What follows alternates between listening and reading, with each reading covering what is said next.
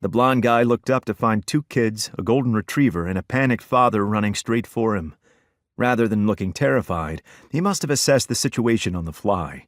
He threw his hands into the air and motioned for us to stop. "Whoa, Samson, heel." The enormous dog immediately sat and lay in the sand as Jake quickly approached, wagging his tail.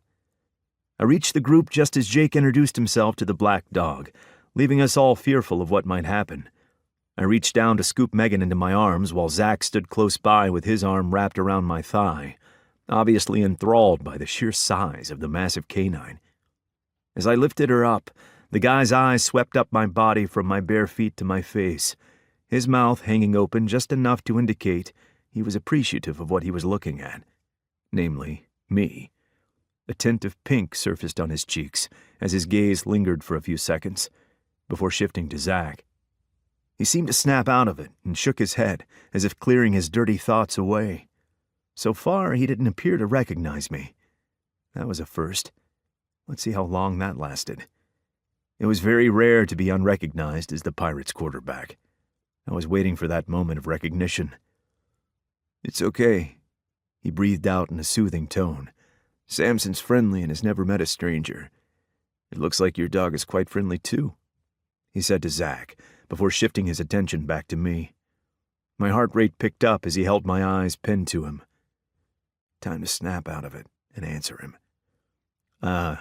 Yeah. I brought my hand up to rub the back of my neck. I had to do something to keep from looking like a creeper.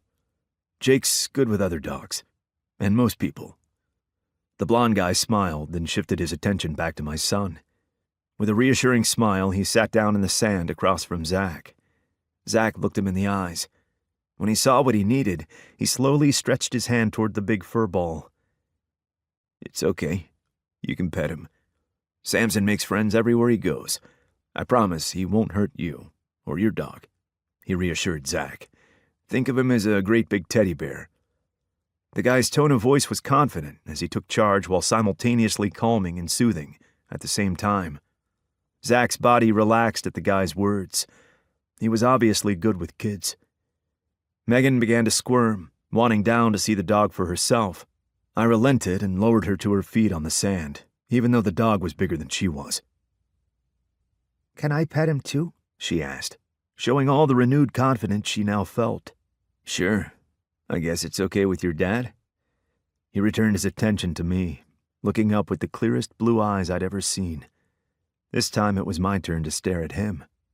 I hope my expression didn't give away the dirty thoughts I was thinking. Then again, maybe I wanted that after all.